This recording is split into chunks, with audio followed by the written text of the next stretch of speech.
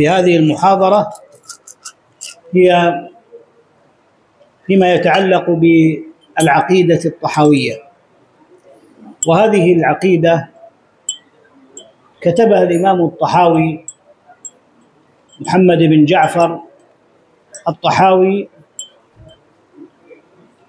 أو أحمد بن محمد أبو جعفر الطحاوي المصري، توفي سنة 321.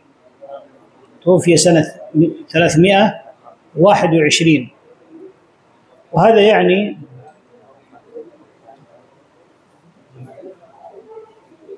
ما زال الشباب منشغلون، لا يزال الشباب منشغلين. أيوة،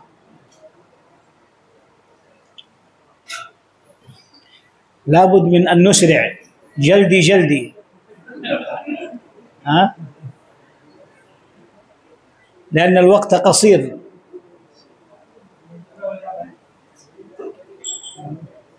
आप तमाम हज़रात सुकून और इत्मीनान के साथ अपनी अपनी नशिस्तों पर बैठ हैं और वो हज़रात चाय या उसके लवाज़िमात को हासिल करना चाहते हैं और हासिल करके भी कुत्ते से बैठ गए और धीरे अपना खाते हैं जब सुनते हैं।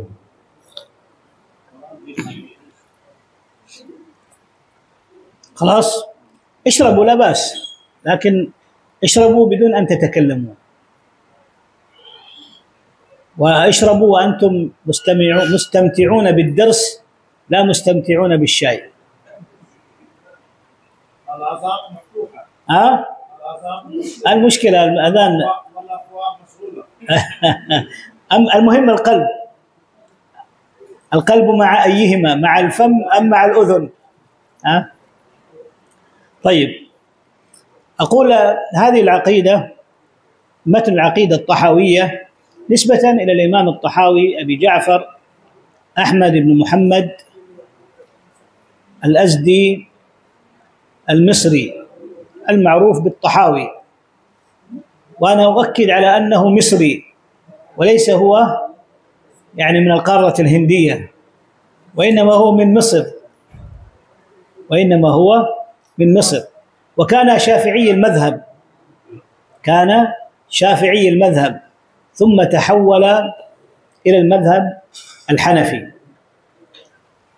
وهذه العقيدة أنا أريد قبل أن أبدأ بشرحها أنبه على تنبيهات مهمة. التنبيه الأول أنها من أوائل كتب الاعتقاد،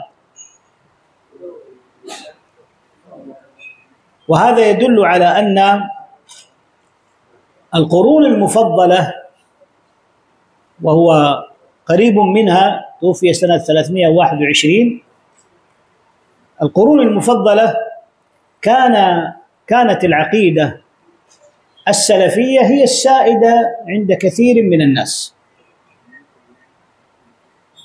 فهي من أوائل كتب الاعتقاد. ولذلك فإن من أراد أن يتعلم العقيدة فعليه بهذه أو بهذا المتن، فإنه متن عظيم اعتنى العلماء به عناية شديدة. ثم إن مؤلف هذه العقيدة هو من المحدثين الذين اشتغلوا بالحديث، فعقيدته عقيدة أهل الحديث، عقيدة أهل الحديث. ثم أيضا هذه العقيدة ألفها الشيخ أبو جعفر ونسبها إلى أئمة المذهب. فأنت إذا قرأت في هذه العقيدة اسمع ما يقوله الإمام الطحاوي رحمه الله.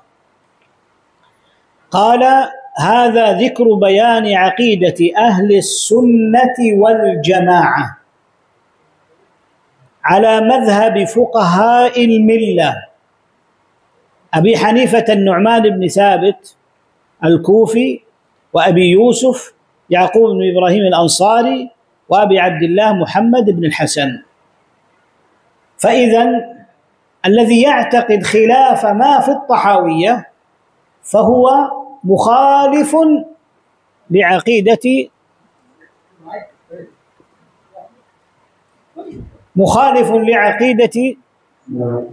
الثاني. نحط في حجر. جزاك الله خير. مخالف لعقيدة أبي حنيفة رحمه الله.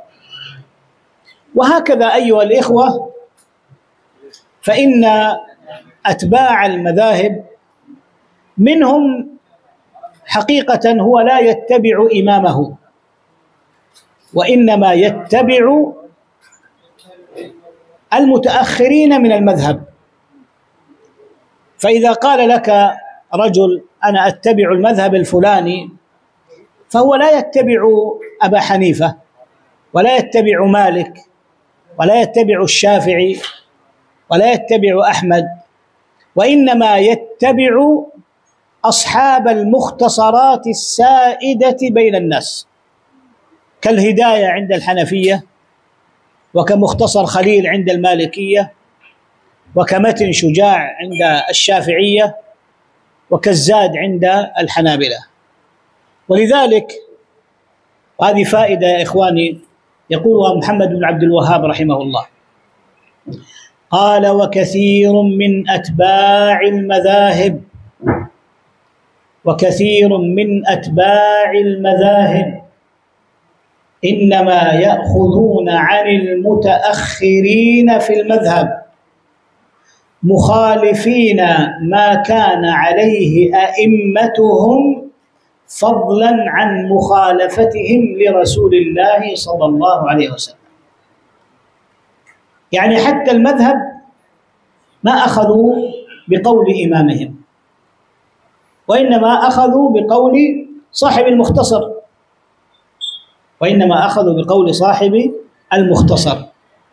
ولهذا فإن هناك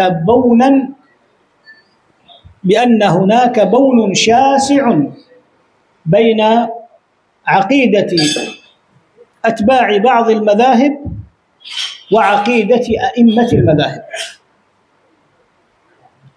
فهنا بين الشيخ أن هذه العقيدة هي عقيدة أهل السنة والجماعة، وهي عقيدة أبي حنيفة رحمه الله وعقيدة صاحبيه.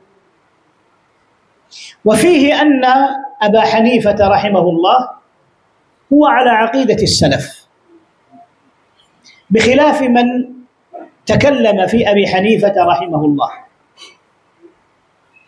وكما قال ابن تيمية رحمه الله: فإن عقيدة أبي حنيفة كعقيدة بقية الأئمة. عقيدة أبي حنيفة كعقيدة بقية الأئمة. ولا يعني هذا أن كل واحد نسب إلى عقيدة السلف أنه ليس عنده مخالفة، بل كل أحد قد يخطئ ويصيب، لكن حسبنا أن جملة اعتقاد هؤلاء الأئمة اعتقاد واحد. وأخذ على أبي حنيفة مسألة الإرجاء، المراد به إرجاء الفقهاء، وهذا سيأتي الكلام عنه إن شاء الله. لكن بقية الاعتقاد في أغلبه على اعتقاد أئمة أهل السنة والجماعة. وقد قال الطحاوي رحمه الله: إن ما في هذه العقيدة هو عين عقيدة أبي حنيفة وصاحبيه رضي الله عنهم وأرضاهم. هذه العقيدة، وهي العقيدة الطحاوية، هي عقيدة ينبغي الاعتناء بها، فإنها ذكرت عقيدة السلف بأسلوب سهل، وناقش في في ثنايا هذه العقيدة، أو وقرر فيه في ثنايا هذه العقيدة بعض المسائل التي خالف فيها المخالفون لأهل السنة والجماعة، يعني مع التنصيص على نقطة الخلاف، لأن أهم شيء لطالب العلم أن يعرفه في مسائل الخلاف أن يعرف ما هي نقطة الخلاف. فقد يكون الكلام واحدا لكنه ليس متفق مع عقيدة السلف في كل شيء. أنا أضرب لكم مثل: عقيدة أهل السنة والجماعة أن الإيمان شعب، كل شعبة منه تسمى إيمانا، كما قال النبي صلى الله عليه وسلم: الإيمان 60 شعبة. يعني جاءت رواية 70 لكن الرواية الأولى 60 هي الأصوب، وهي التي في الصحيح في البخاري: 60 شعبة، أعلاها لا إله إلا الله، وأدناها إماطة الأذى عن الطريق.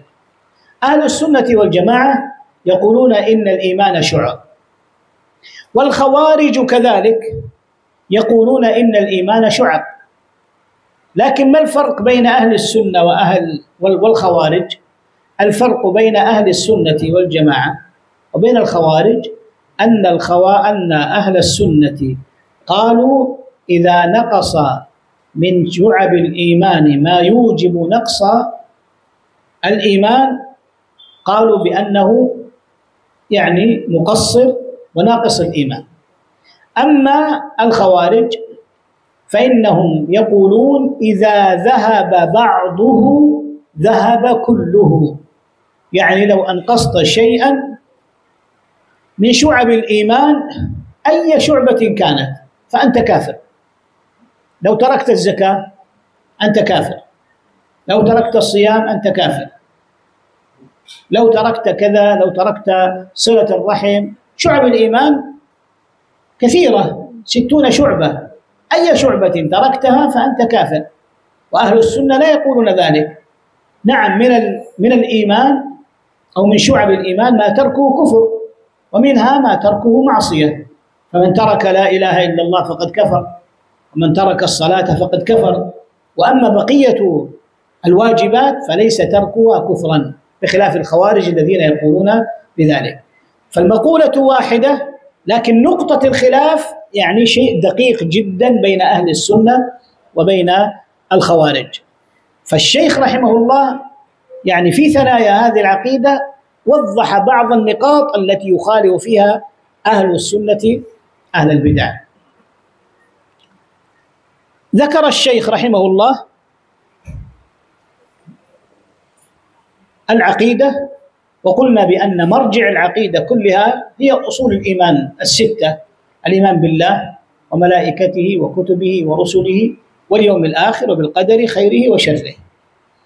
وتكلم في القدر في مواطن، تكلم في القدر في مواطن من العقيدة، لم يجعلها في موطن واحد، يعني بحسب السياق وبحسب نظم الكلام. وكذلك شارح العقيدة الطحاوية ابن أبي العز الحنفي عند كل موطن يتكلم ويسهب بحسب ما يقتضيه السياق. وقد رأى بعض الباحثين جمع مسائل العقيدة الطحاوية بعضها إلى بعض والنظير إلى نظيره، فألفوا في ذلك كتابا في ترتيب شرح العقيدة الطحاوية، وهذا نافع جدا، هذا نافع جدا، فيجمع لك كل ما قيل في القدر في مكان واحد، كل ما قيل في الإيمان بالله في مكان واحد، وهكذا. وهذا نافع جدا بحيث أن طالب العلم إذا أراد أن يبحث في المسألة فإنه لا يحتاج إلى أن يمر في جميع الكتاب وثناياه، وإنما يذهب إلى مكان واحد، وهذا في غاية النفع للطالب. هناك بعض الألفاظ التي لم يوافق عليها الإمام الطحاوي رحمه الله. ونحن سنركز على هذه الألفاظ مع بيان جملة من بعض معاني هذه العقيدة حتى يتضح، وإلا فشرحها يطول. ولكن نمر على هذه العقيدة حتى نتعرف على كنوز وخزائن هذه العقيدة وما فيها من العلم النافع الذي قد يتصور بعض الناس أن مثل هذا لا يوجد في هذه الرسالة. وهذه وظائف أو وظيفة الدورات، يعني هذه الدورات لا تصنع علماء ولكنها تعطيك المفاتيح.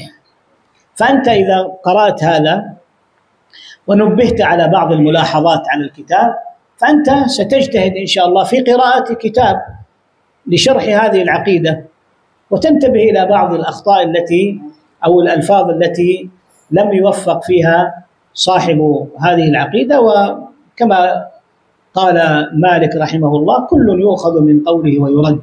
وحسبنا أن هذا الإمام اجتهد في بيان عقيدة السلف غاية الاجتهاد، وهو دائر بين أجر وأجرين، إن أصاب فله أجران وإن أخطأ فله أجر. وسبحان الله أيها الإخوة، يعني هذه العقيدة كتبت سنة كم؟ 321، يعني توفي ولعلها قبل ذلك كتبت. يعني الآن بعد 1100 سنة أو 1100 سنة والناس ما زالت تدرس هذه العقيدة. وهذا خير عظيم يدل على فضل العلماء ومدى النفع الذي ينتفع به العلماء حينما يبلغون الناس رسالة الله عز وجل، يكتبون ويؤلفون ويدرسون. فكم من الخير يحصل عليه هؤلاء العلماء بكتابة مثل هذه المؤلفات النافعة، وكم يحصل أصحاب السوء في تأليفهم لكتب البدع. يعني الذي ألف في بدعة من البدع لا يزال الناس يدرسون كتابه ويحفظونه ويعملون بما فيه، وكلها أوزار على ظهر كاتبها. ولذلك فإن من أراد أن يصنف فعليه بتحري الحق وتوقي الشر، فلا يكتب إلا ما ينفع الناس لعل الله عز وجل أن يبارك فيه. يقول المصنف رحمه الله: وما يعتقدونه من أصول الدين ويدينون به لرب العالمين. أصول الدين المقصود بالأصول هنا يعني العقيدة، وقد اصطلح الناس على تسمية العقيدة بالأصول وعلى الفقه بالفروع، وهذا التقسيم يعني من باب الاصطلاح، وإلا فإن من مسائل العقيدة ما لا يكفر المخالف فيه، ومن مسائل الفقه ما يكفر الإنسان بتركه كالصلاة مثلا.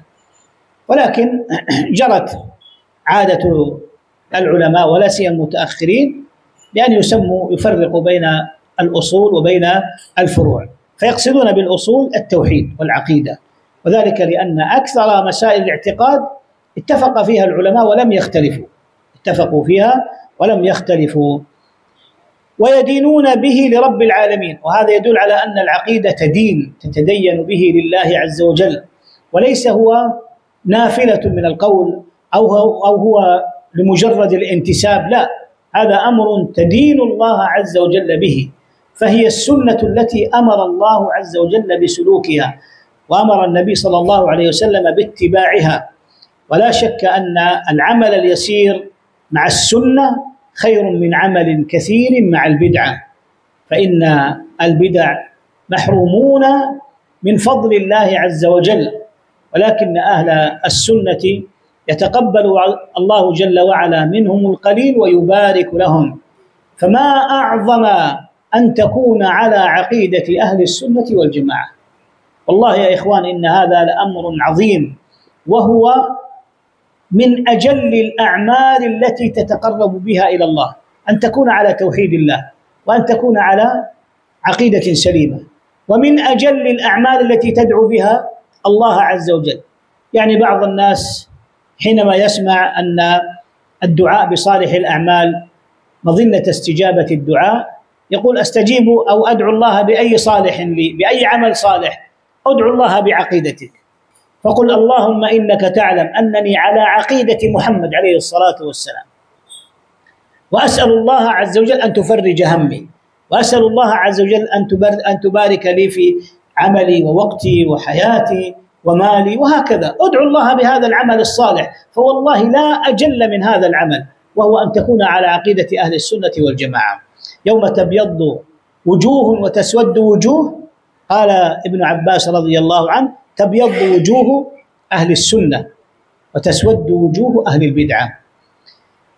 قال: نقول في توحيد الله معتقدين بتوفيق الله، لأن التوفيق بيد الله عز وجل، والله هو الموفق. يعني كثير من الناس ضلوا عن طريق الحق، ولكن الله عز وجل أراد أن تكون من أهل الحق وأن لا تضل عنه، هذا توفيق من الله. يمنون عليك أن أسلموا، قل لا تمنوا علي إسلامكم بل الله يمن عليكم أن هداكم للإيمان. أن الله واحد لا شريك له، أن الله واحد لا شريك له. التوحيد أيها الإخوة تعريفه ماذا؟ من يعرف لي التوحيد؟ إفراد الله بالعبادة. جيد، أحسنت، هذا تعريف. نريد تعريف آخر يكون أحسن من هذا. في أحسن ولا ما في؟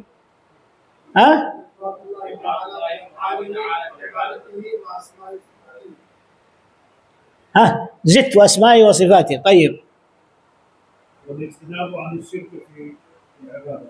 أيوة، جيد. أنا أعطيكم تعريف شامل. التوحيد هو إفراد الله بخصائصه، إفراد الله بخصائصه، وهذا يدخل فيه جميع أنواع التوحيد الثلاثة. توحيد الله بتوحيد العبادة يدخل فيه، لأن العبادة حق لله لا يجوز أن تصرف لغير الله. الأسماء والصفات حق لله أو ليس كذلك؟ حق لله عز وجل. قل لا يعلم من في السماوات والأرض الغيب إلا الله، ليس كمثله شيء وهو السميع البصير. طب الربوبية، الخلق والرزق والإحياء والإماتة، من خصائص الله، إذن يدخل في هذا التعريف ولا ما يدخل؟ إذا قلنا بأن التوحيد هو إفراد الله بالعبادة عرفناه بنوع من أنواع التوحيد، لكن إذا قلت التوحيد هو إفراد الله بخصائصه فهنا قد جمعت أنواع التوحيد الثلاثة.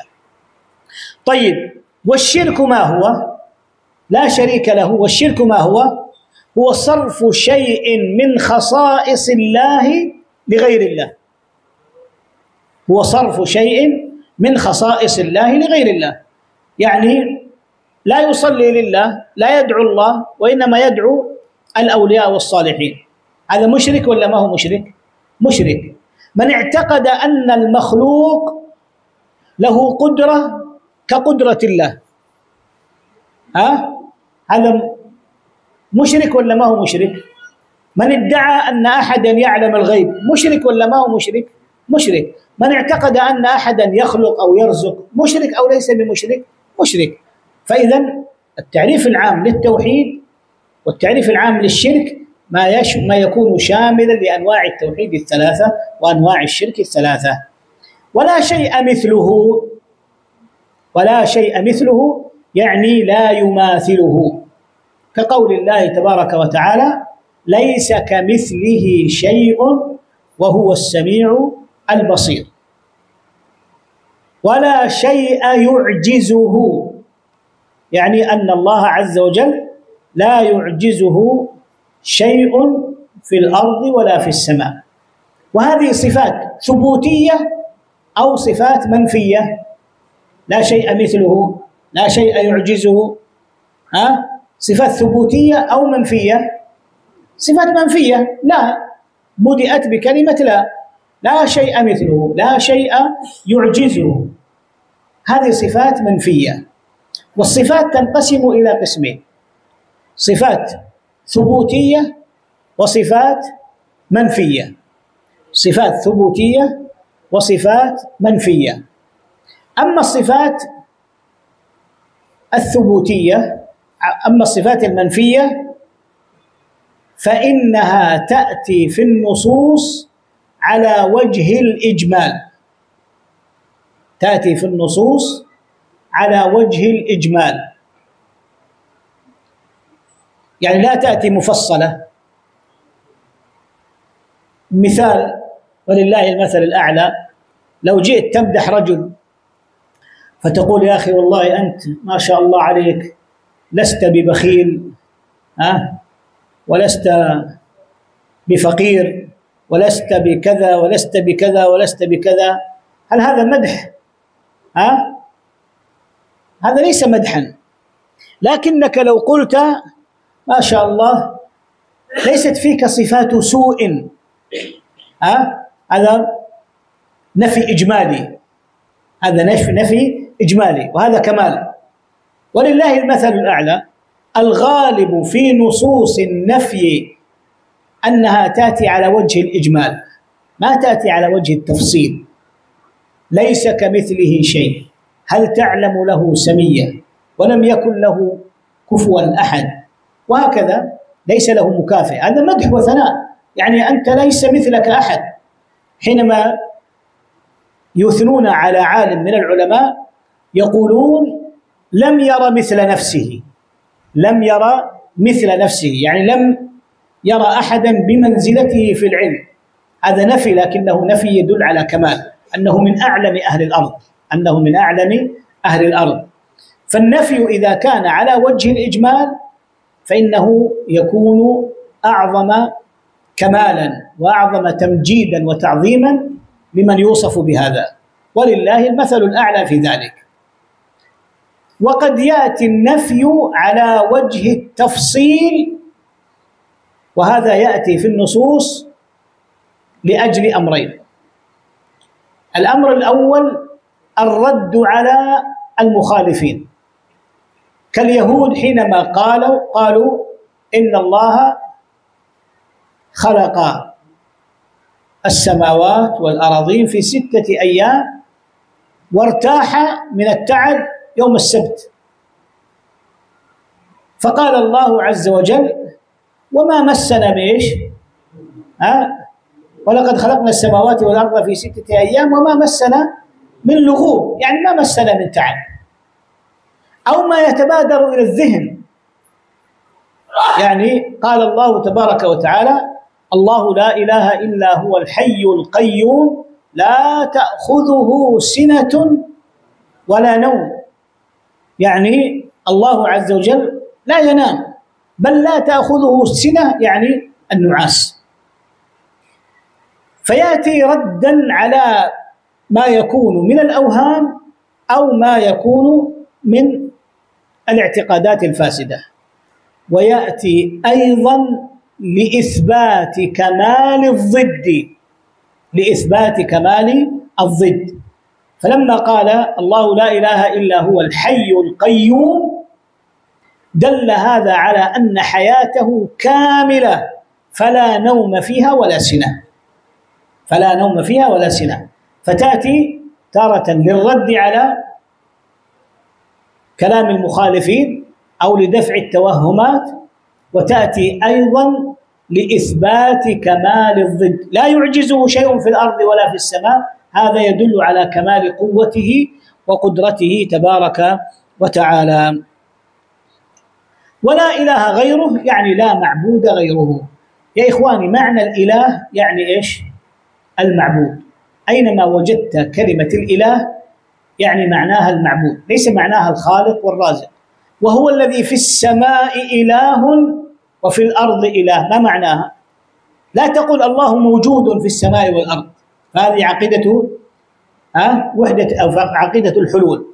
ولا تقل الله عز وجل خالق السماوات والأرض، فهذه ليست عقيدة النبي صلى الله عليه وسلم. ولا هو الذي حارب عليه كفار قريش، ولكن وهو الذي في السماء إله وفي الأرض إله، يعني هو المعبود في السماء وهو المعبود في الأرض. هو الذي يعبده أهل السماء وهو الذي يعبده أهل الأرض. وهو الله في السماوات وفي الأرض، يعني الله عز وجل هو المعبود في السماء وهو المعبود في الأرض.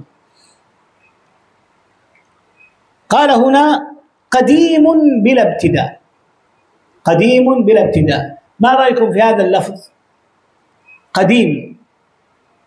هل يوصف الله عز وجل بأنه قديم؟ ما هو اللفظ الأولى أن تقول الذي جاء في النصوص؟ الأول، لأن القديم لا يدل على مطلق الابتداء. القديم هو الذي سبق الشيء، وقد يكون شيء سابق له حتى عاد كالعرجون القديم، يعني القمر. فالقمر يتدرج في الشهر، يكون صغيرا ثم يكبر حتى يكون بدر، ثم يرجع حتى يكون كالعرجون القديم، يعني كسعف النخل القديم، ثم بعد ذلك يرجع كما كان. إذن هذه مسألة متكررة. فالقديم لا يدل على مطلق الابتداء، ولا يدل على كمال المدح. الصفات إنما كانت صفات لله عز وجل، واتصف الله بها لأنها تدل على كمال مطلق ليس فيه ليس فيه نقص. فالأول هو الذي ليس له ابتداء، يعني مهما تخيلت من شيء فالله سابق عليه، ومهما كان من شيء فالله سابقه. أما كلمة قديم فلا تدل على الأولوية، وإن كان قد جاء في بعض النصوص وصف بعض صفاته بالقدم. فإذا دخل المرء المسجد سن له أن يقول وأعوذ بوجهك القديم، وأعوذ بوجهك القديم، لكن هذا من باب الإخبار. أما الوصف فالله عز وجل لا يوصف إلا بألفاظ فيها الكمال، إلا بألفاظ توجب الكمال. قديم بلا ابتداء، دائم بلا انتهاء، ويغني عنها الآخر الذي ليس بعده شيء، لا يفنى ولا يبيد، يعني أن الله عز وجل ليس له نهاية. وهذا موجب قول الله، موجب قولنا أنه الآخر، هو الأول والآخر والظاهر والباطن، هو الأول والآخر والظاهر والباطن. ما معنى الظاهر؟ يعني العالي على خلقه. وما معنى الباطن؟ ليس معنى الباطن يعني الذي هو أسفل الشيء، لا، معنى الباطن يعني الذي بطن الأمور، أي عرف دقائقها. بطن الأمور يعني عرف دقائقها، هذا معنى الباطن. فالباطن هو من صفات العلم لله تبارك وتعالى، يعني لا يخفى عليه شيء في الأرض ولا في السماء. قال لا تبلغه الأوهام، مهما يعني أردت أن تصل إلى حد لكيفية الله أو ذاته فلن تصل، لأن كيفية الشيء، وهذه مهمة يا إخواني، كيفية الشيء لا تعرف إلا بثلاثة أشياء. كيفية الشيء لا تعرف إلا بثلاثة أشياء. يعني تقول مثلا والله يا شيخ ما رأيك أن تشتري السيارة الفلانية؟ فتقول له كيف هذه السيارة الفلانية؟ فهو إما أن يعطيك صورة لها، هذه الصورة، هذه صورة السيارة، أو أن يقول لك تعرف سيارة تاتا مثلا، هي مثل سيارة تاتا، خلاص أنت عرفت الشيء. إذا بين لك مثيلا له عرفته. أو يقول لك سيارة هي سيارة جميلة يعني ذات 4 مقاعد، ويصف لك هذه الكيفية. فكيفية الشيء لا تعرف إلا بثلاثة أشياء، إما برؤيته أو برؤية مثيله أو بإخبار الثقة عنه، عن هذه الكيفية، بإخبار الثقة عن هذه الكيفية. تريد أن تشتري بيت، يقول لك والله بيت جميل مكون من 4 غرف وصالة ثم فيه دور أعلى. ذهبنا إلى مسجد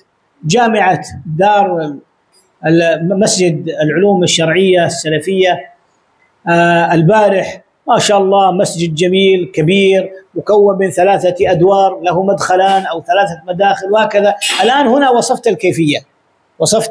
الكيفية. فعندنا الكيفية تعرف ب3 أشياء: برؤيته أو صورة له، أو رؤية مثيل له، أو إخبار الثقة عنه. طيب، هل رأينا الله؟ ما رأينا الله. هل لله مثيل؟ ليس لله مثيل. هل أخبرنا ربنا عن كيفية صفاته؟ هل أخبرنا رسوله عن كيفية صفاته؟ إذن يجب عليك أن تقطع الأمل في إدراك كيفية صفات الله عز وجل. ومن تكلم في كيفية الصفات فقد تكلم بغير علم، وقد نهاه الله عز وجل عن ذلك فقال: ولا تقف ما ليس لك به علم إن السمع والبصر والفؤاد كل أولئك كان عنه مسؤولا. ولا تدركه، لا تبلغه الأوهام، ولا تدركه الأفهام، ولا يشبه الأنام. ولذلك لا حظ لك في معرفة كيفية صفات الله تبارك وتعالى. حي لا يموت، قيوم لا ينام. حي لا يموت، جاءت صفة الحياة لله عز وجل ثابتة في آيات كثيرة: الله لا إله إلا هو الحي القيوم، ألف لام ميم، الله لا إله إلا هو الحي القيوم. فالحياة صفة لله تبارك وتعالى، وهي صفة لازمة. ما معنى صفة لازمة؟ الصفات نوعان: صفات متعدية وصفات لازمة. الصفات اللازمة هي الصفات التي ليس لها مفعول من لفظها، فليس هو يحيي لأنه حي، لا، ليس هو يحيي لأنه حي، ولكن الله عز وجل موصوف بالحياة، وإنما يحيي لأنه قوي قادر عليم بما يفعل تبارك وتعالى. فالحياة صفة لازمة. القيوم صفة متعدية، فهو القائم بنفسه الغني عن خلقه المقيم لعباده. ولذلك قالوا الحي القيوم ترجع إليها صفات الله عز وجل كلها. كل صفات الله ترجع إلى هذين الاسمين: الحي فهو حي جل وعلا، ولا شك أنه إن كان حيا فلا بد وأن يكون سميعا بصيرا قويا قادرا عليما مريدا، وهكذا. هذه كلها من صفات الحي، وهو متصف بالحياة على الوجه الأكمل، ولذلك فهو متصف بالصفات كلها، الصفات الذاتية. والقيوم يعني الذي يقوم بشؤون عباده، فهو الذي يخلقهم ويرزقهم ويعطيهم ويمنعهم، وهو الذي تبارك وتعالى يدبر شأنهم وهم تحت قهره ويحكم فيهم بما يريد. فترجع إليها جميع الصفات الفعلية. خالق بلا حاجة، يعني أن الله عز وجل خلق الخلق وهو غني عنهم، كما قال تبارك وتعالى: يا عبادي إنكم لن تبلغوا ضري فتضروني ولن تبلغوا نفعي فتنفعوني. يا عبادي لو أن أولكم وآخركم وإنسكم وجنكم كانوا على أتقى قلب رجل منكم، يعني لو كان الناس كلهم على قلب محمد عليه الصلاة والسلام ما زاد في ملكي شيء. يا عبادي لو أن أولكم وآخركم وإنسكم وجنكم كانوا على أفجر قلب رجل منكم، لو كان الناس على قلب إبليس ما نقص من ملكي شيء.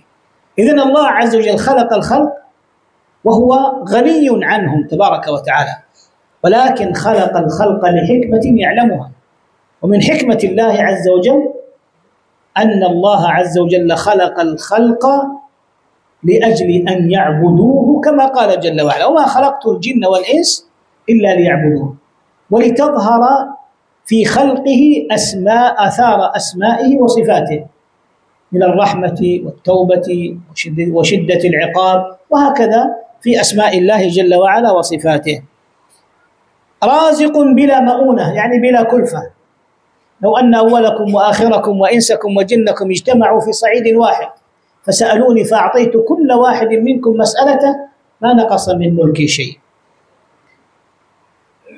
باعث بلا مشقة، مميت بلا مخافة، يعني الله عز وجل يقبض روح من يشاء.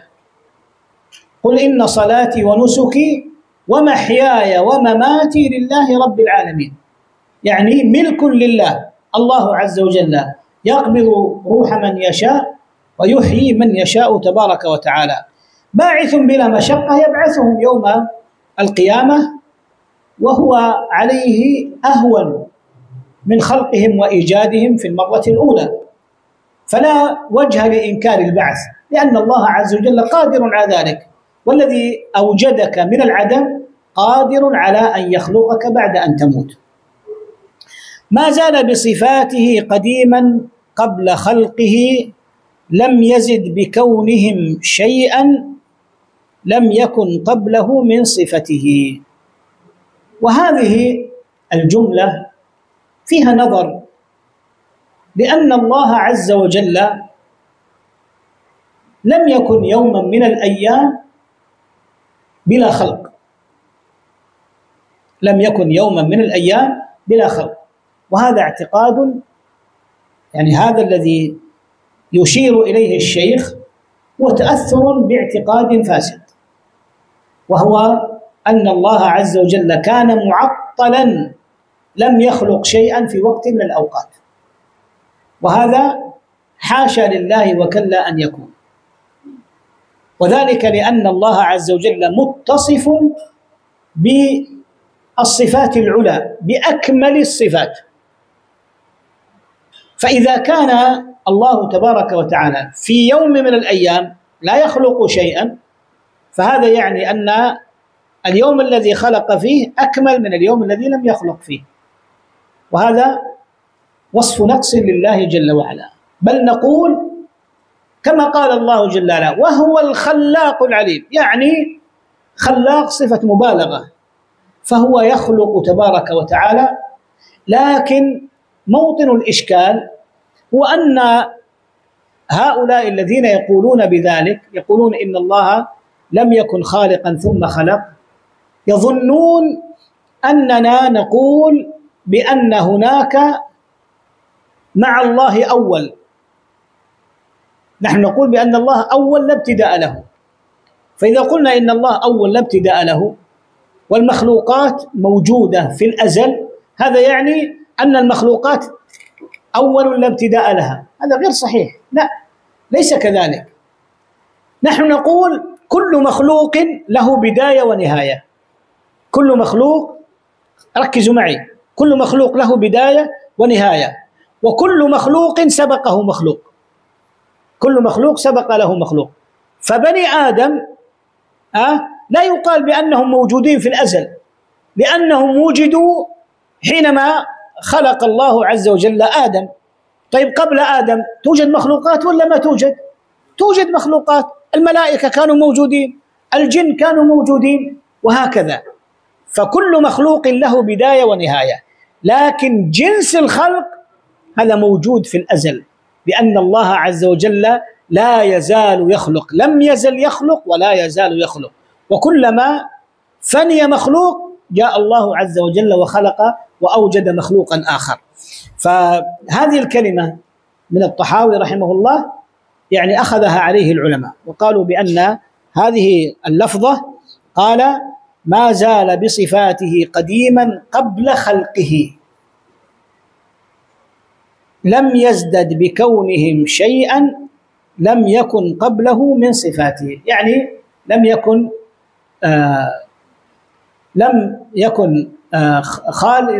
كان خالقا قبل أن يخلق الخلق.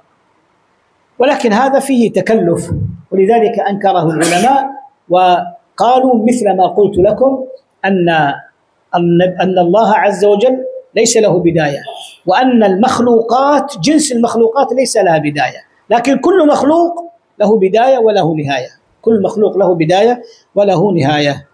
يعني إن فهمت هذا فطيب، وإن لم تفهمه فتجاوزه. طيب. وكما كان بصفاته أزليا كذلك لا يزال عليها أبديا، وهذا معنى الأول والآخر كما ذكرنا.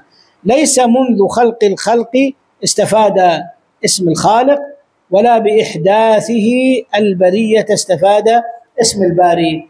نعم، وهذا فيه ما ذكرنا. له معنى الربوبية ولا مربوب، ومعنى الخالق ولا مخلوق، هذا يرجع إلى الكلمة الأولى التي بينا خطأها. وكما أنه محيي الموتى بعدما أحيا استحق هذا الاسم قبل إحيائهم، كذلك استحق اسم الخالق قبل إنشائهم، ذلك بأنه على كل شيء قدير. الله عز وجل على كل شيء قدير، وقدرته تبارك وتعالى محيطة بكل شيء.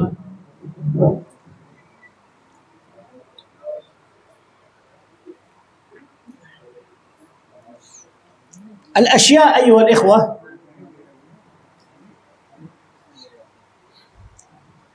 الأشياء إما أن تكون ممكنة أو أن تكون ممتنعة. الأشياء نحن نقول هنا الله على كل شيء قدير، ما نقول على ما يشاء قدير، ولكن نقول على كل شيء قدير، لأن قدرة الله عز وجل صفة ذاتية. الله عز وجل على كل شيء قدير. ما هي الأشياء؟ الأشياء إما أن يكون واجبا وهو الله تبارك وتعالى، وهو قادر جل وعلا على أن يفعل ما يشاء تبارك وتعالى، أو أن يكون ممكنا وهي المخلوقات. ما معنى الممكن؟ الواجب معناه الذي ليس له بداية وليس له نهاية، هذا معنى الواجب عند يعني المتكلمين. والممكن يعني الذي له بداية وله نهاية. والممتنع هو الذي لا يمكن أن يكون موجودا. طيب، قدرة الله عز وجل تتعلق بأي شيء؟ تتعلق بالواجب، فهو جل وعلا قادر على كل شيء، يفعل ما يريد ويحكم بما يشاء. وتتعلق بالممكنات، وهذه الممكنات نوعان: موجود وغير موجود.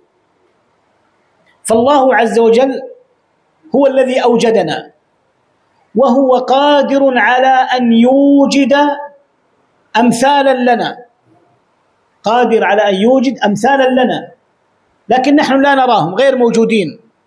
طيب، لكن الله قادر أو ليس بقادر؟ قادر على أن يوجد أمثالا لنا، قادر على أن يوجد من زيد 100 كلهم على نفس الوصف، قادر الله جل وعلا على ذلك، هذا يسمى ممكن. طيب، هل الله جل وعلا قادر على أن يوجد إلها آخر؟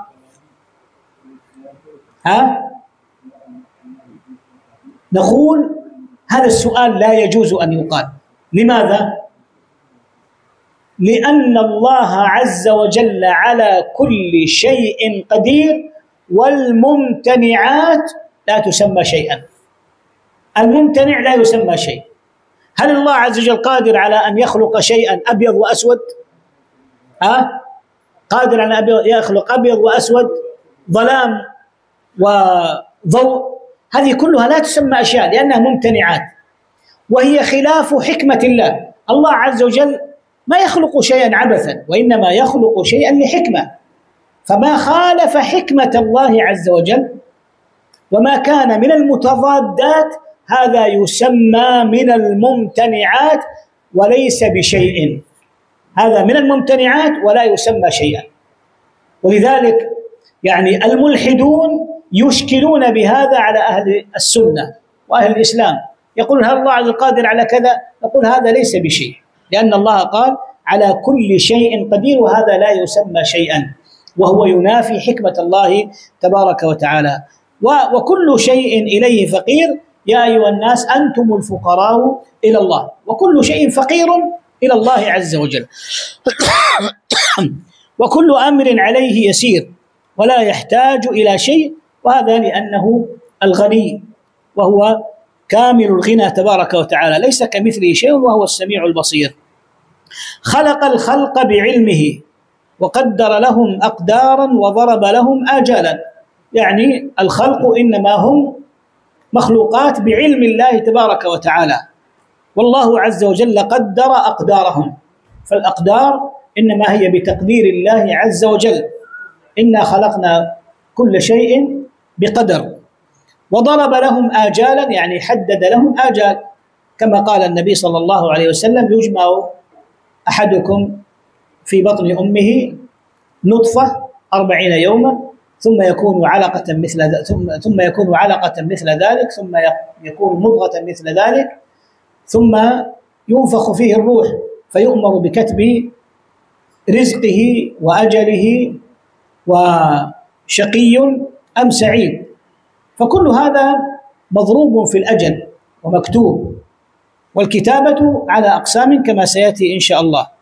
ولم يخفى عليه شيء قبل خلقهم، يعني خلق الله عز وجل الخلق وهو عالم بهم قبل خلقهم، وعلم ما هم عاملون قبل أن يخلقهم، وأمرهم بطاعته ونهاهم عن معصيته.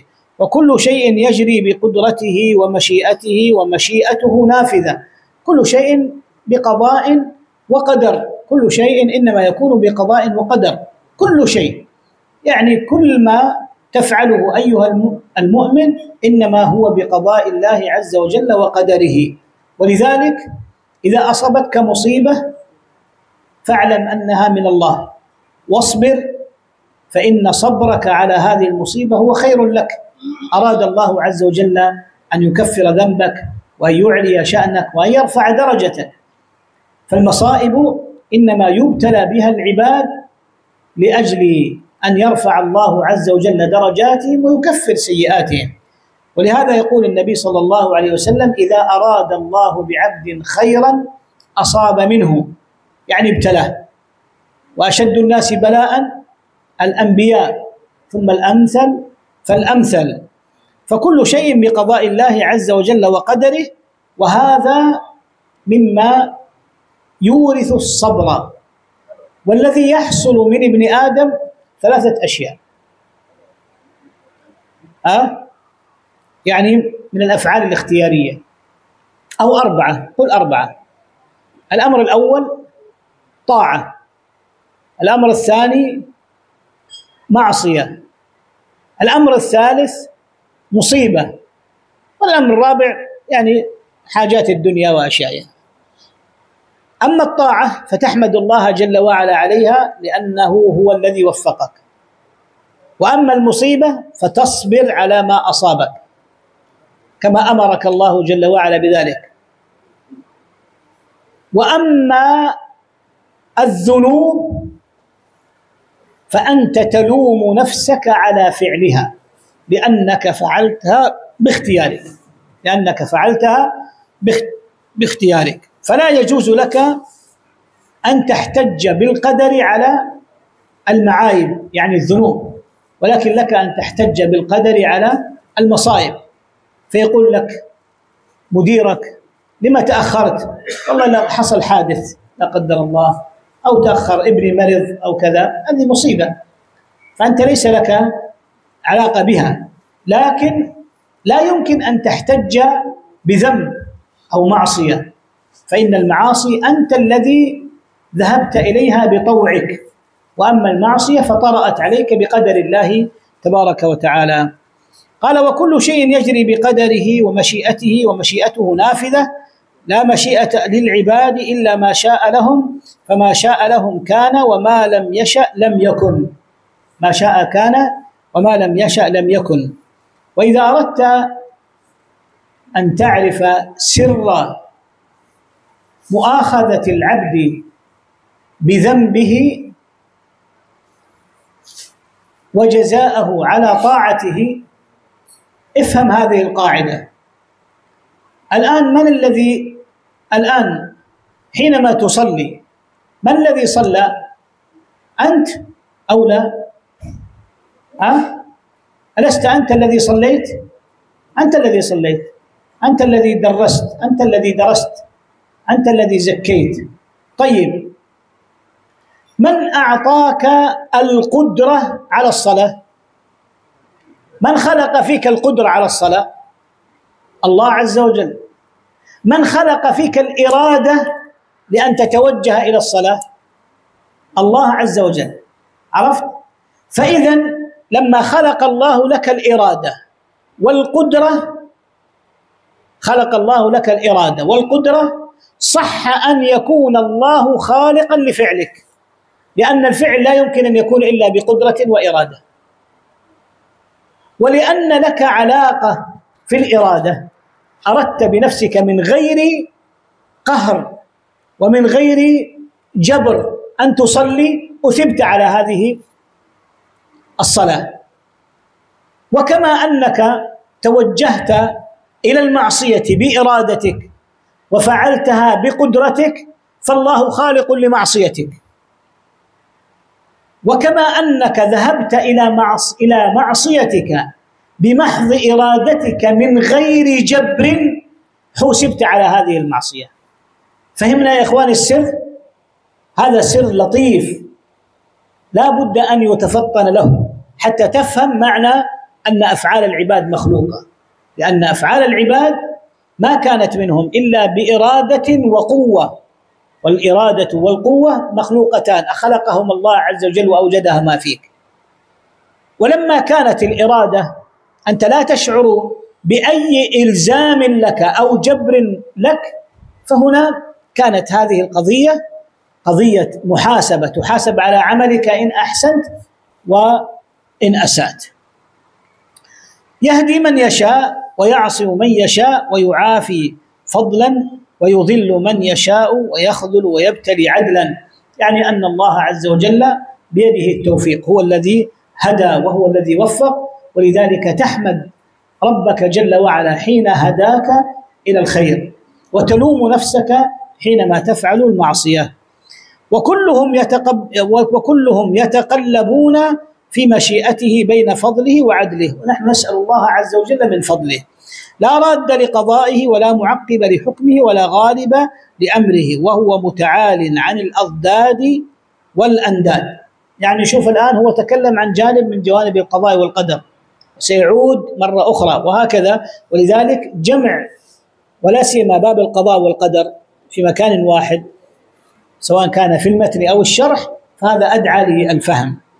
وهو متعال عن الأضداد والأنداد، يعني أن الله عز وجل منزه عن وجود ضد له يعانده ويحاربه، وكذلك عن الأنداد يعني عن الشركاء. آمنا بذلك كله وأيقنا أن كلا من عند الله عز وجل، وأن محمدا صلى الله عليه وسلم عبده المصطفى ونبيه المجتبى ورسوله المرتضى، وخاتم الأنبياء وإمام المتقين وسيد المرسلين وحبيب رب العالمين. الرسول ليس حبيب رب العالمين ولكنه إيش؟ خليله. قال النبي صلى الله عليه وسلم، يقول النبي عليه الصلاة والسلام: لولا أن الله عز وجل قد اتخذني خليلا لاتخذت أبا بكر خليلا، ولكن صاحبكم خليل الرحمن. فالنبي صلى الله عليه وسلم خليل الله كما أن إبراهيم خليل الله. والخلة أعلى درجات المحبة، أو من أعلى درجات المحبة، وهي الخلة. والنبي صلى الله عليه وسلم خاتم الأنبياء، لا نبي بعده عليه الصلاة والسلام. وكل دعوى النبوة بعده فغي وهوى، يعني من ادعى النبوة فهذا كافر والعياذ بالله. ومن اعتقد أن هناك نبي بعد النبي صلى الله عليه وسلم فهو كافر جاحد لكتاب الله عز وجل وسنة رسوله عليه الصلاة والسلام. وهو المبعوث إلى عامة الجن وكافة الورى بالحق والهدى والنور والضياء. يعني أن دعوة النبي صلى الله عليه وسلم دعوة عامة. قال النبي صلى الله عليه وسلم: أعطيت 5 لم يعطهن أحد من الأنبياء قبلي. ثم قال: وكان النبي يبعث إلى قومه خاصة وبعثت إلى الناس عامة.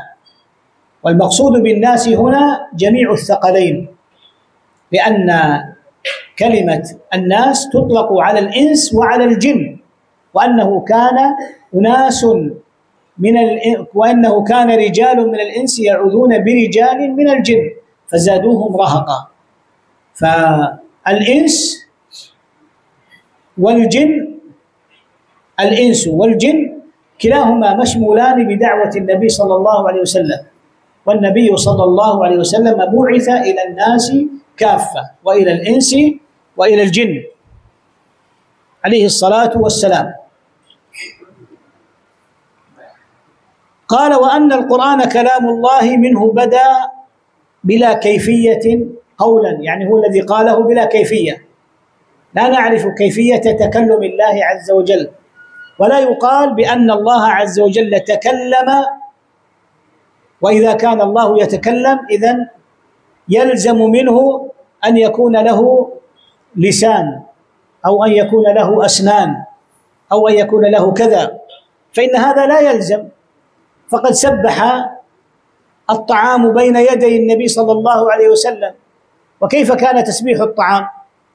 هل كان له فم أو أسنان أو لسان؟ هذا كله نسكت عنه ولا نرى أن نتكلم فيه. لكن لما تكلم فيه أهل البدع وقالوا يلزم من إثبات الكلام لله إثبات اللسان والأسنان والشفتين، نقول هذا ليس بلازم. يقول النبي صلى الله عليه وسلم: إني لا أعلم حجرا كان يسلم علي قبل البعثة. حجر كان يسلم على النبي صلى الله عليه وسلم. كيف كان يسلم؟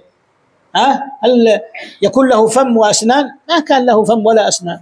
الطعام يسبح بين يدي النبي صلى الله عليه وسلم، ما كان له هذا. فلا يلزم من الكلام أو لا يلزم من الصفة عند الله عز وجل ما يلزم منها عند المخلوقين. لابد أن نفرق. لا يلزم من الصفات، هذه قاعدة يا إخواني، لا يلزم من الصفات عند الله ما يلزم من الصفات عند المخلوقين، لأن المخلوق له وصفه وجعله الله عز وجل بكيفية معينة، فهو يتكلم بحسب وصفه.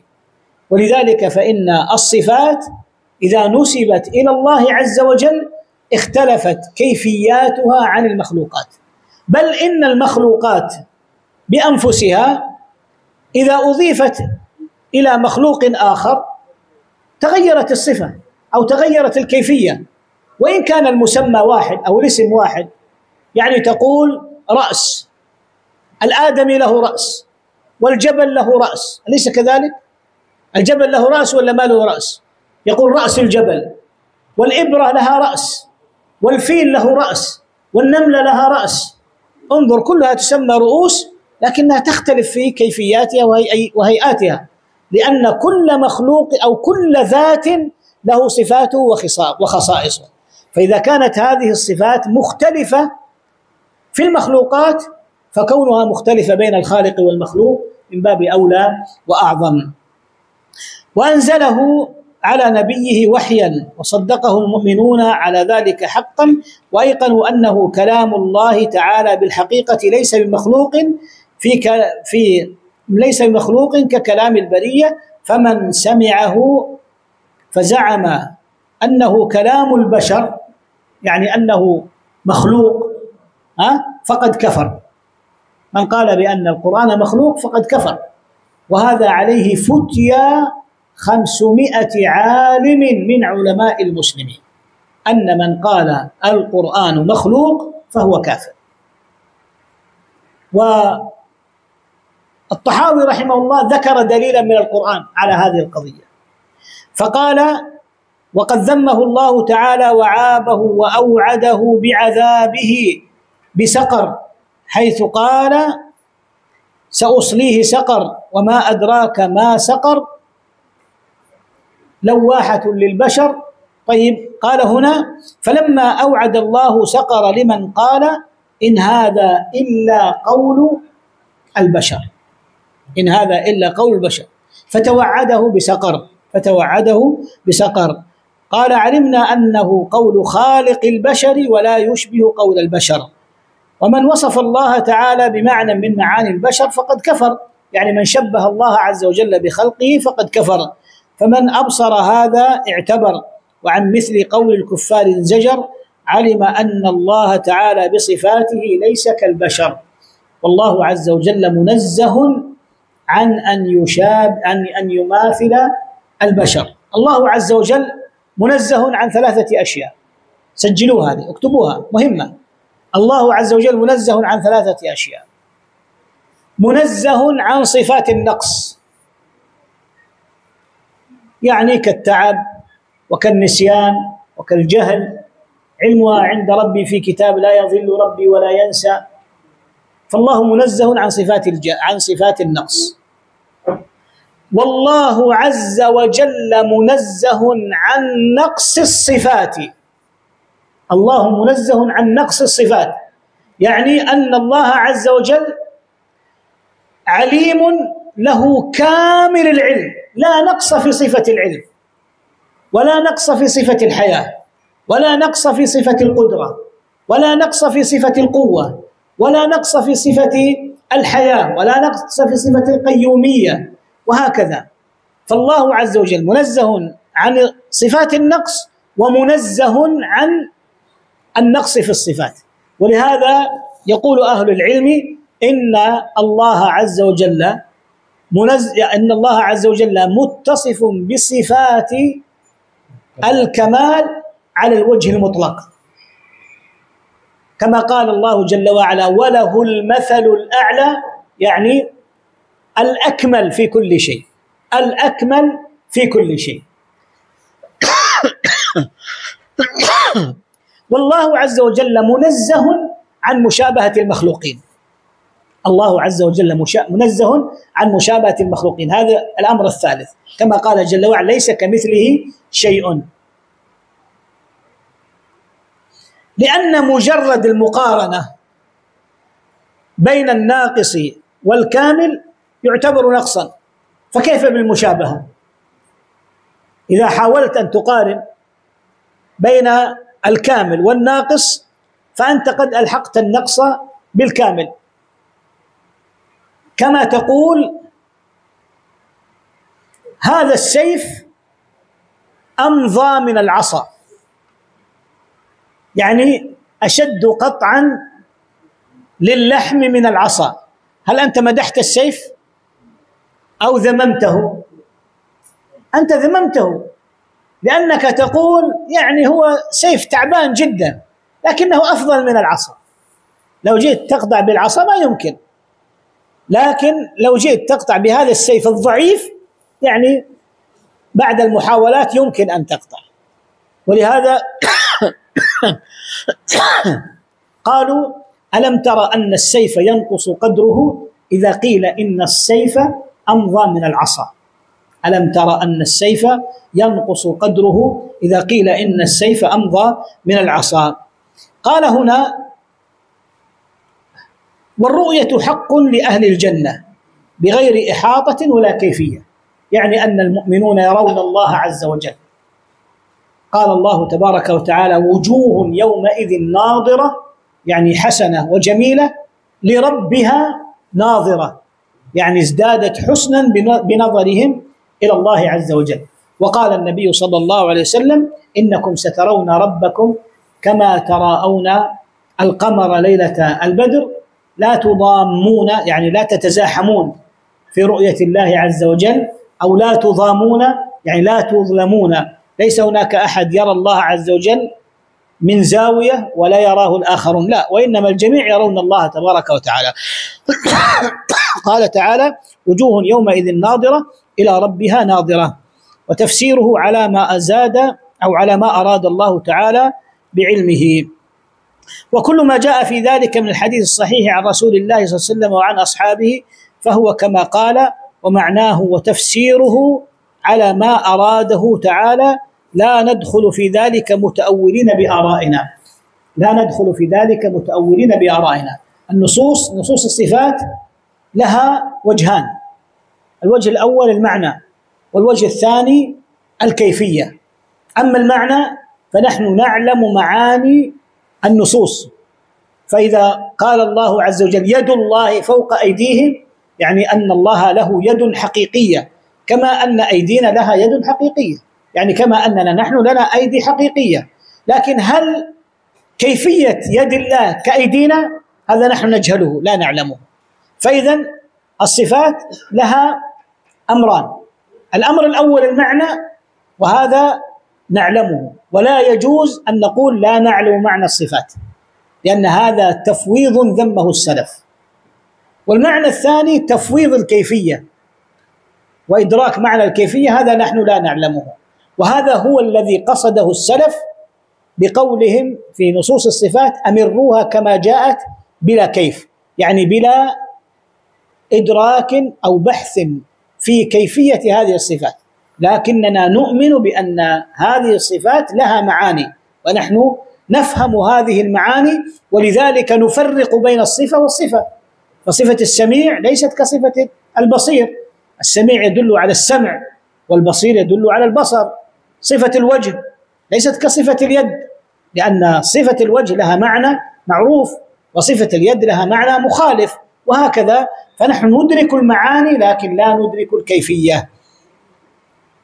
فإنه ما سلم في دينه إلا من سلم لله عز وجل ورسوله ورد علم ما اشتبه عليه إلى عالمه، يعني في الكيفية نحن نرده إلى الله عز وجل، يعني في علمه، لأننا لا نعلم كيفية ذاته فلا نعلم كيفية صفاته. ولا تثبت قدم الإسلام إلا على ظهر التسليم والاستسلام، فمن رام علم ما حضر عليه علمه ولم يقنع بالتسليم فهمه حجبه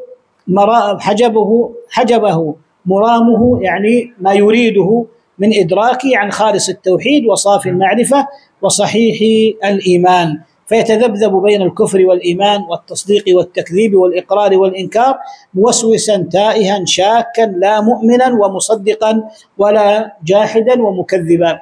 وهذا حال أهل الكلام الذين أوغروا في الكلام وتركوا النصوص. فقال قائلهم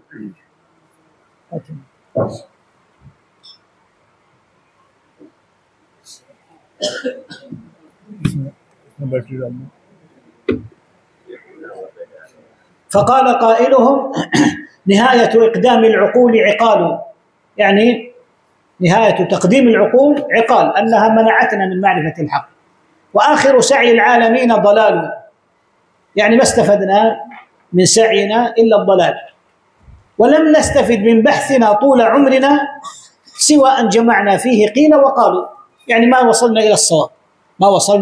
إلى الصواب ولا إلى الحق. وهذا الذي قصده المصنف رحمه الله، فإنه يأمر بالرجوع إلى كتاب الله وإلى سنة رسول الله صلى الله عليه وسلم من غير شك ولكن بالتسليم والرضا. قال الزهري رحمه الله من الله الرسالة ومن الرسول البلاغ وعلينا التسليم. الله عز وجل عليه بيان هذا الدين، والنبي صلى الله عليه وسلم يبلغنا ما أمره الله عز وجل بالتبليغ، وعلينا التسليم بما جاءنا من النصوص. قال ولا يصح الإيمان بالرؤية لأهل دار الإسلام لمن اعتبرها منهم بوهم أو تأولها بفهم، يعني الذي أول الرؤية بتأويل ولم يقل برؤية حقيقية فإن هذا لم يصح إيمانه. ولكن الإيمان بالرؤية يجب أن يكون إيمانا تاما، لأننا نرى الله عز وجل بأعيننا، نرى الله تبارك وتعالى بأعيننا، وليس هي الرؤية القلبية كما يزعمه من ينفي الرؤية، وإنما نحن نرى الله عز وجل حقيقة. قال وتأول كل معنى يضاف إلى الربوبية إلا بترك التأويل ولزوم التسليم، وعليه دين المسلمين. ولم يتوقع النفي والتشبيه زل ولم يصب التنزيه، فإن ربنا جل وعلا موصوف بصفات الوحدانية منعوت بنعوت الفردانية، وليس في معناه أحد في الربوبية. تعالى عن الحدود والغايات والأركان والأعضاء والأدوات. وبعض هذه الألفاظ لم ترد في الكتاب والسنة فتجتنب مثل هذه الألفاظ، فلا يقال بأن الله عز وجل منزه عن الأركان وعن الأعضاء، لأن هذه الألفاظ تحتوي أو تحتمل معاني صحيحة وتحتمل معاني سيئة. فإذا اعتقد أو فإذا كان معناها الأركان والأعضاء يعني أن الله عز وجل متصف باليد والقدم والساق، فهذا معنى حق ولا يجوز رده، لكننا نرد اللفظ، فلا يقال بأن الله عز وجل موصوف بالأركان أو موصوف بالأعضاء، ولا يقال بأنه ليس موصوفا بكذا ولا كذا، ولكن نحن نقول بأن هذه ألفاظ لم ترد في الكتاب والسنة فنتركها، لم ترد في الكتاب والسنة فنتركها. وليس الله عز وجل متصف بحد في صفاته كما ذكرنا، فإنه لا حدود لكمال صفات الله تبارك وتعالى، وليس لحدود كماله غايات. فهذه يعني ألفاظ صحيحة، لكن الأركان والأعضاء ألفاظ ينبغي أن تجتنب. وكذلك الأدوات، ولا تحويه الجهات الست كسائر المبتدعات يعني كسائر المخلوقات، هذه أيضا من الألفاظ التي لم يرد ذكرها في الكتاب والسنة، فلا نستعجل بردها ولا بقبولها. أما الألفاظ فنردها جملة وتفصيلا، ولكن المعاني هذه نستفصل. إن أردتم بالجهات يعني العلو، لا نحن نثبت العلو، ولكن كلمة الجهة ما ورد في الكتاب والسنة فنحن نتركها. وهكذا يعني بقية الكلمات مثل الأدوات وغيرها.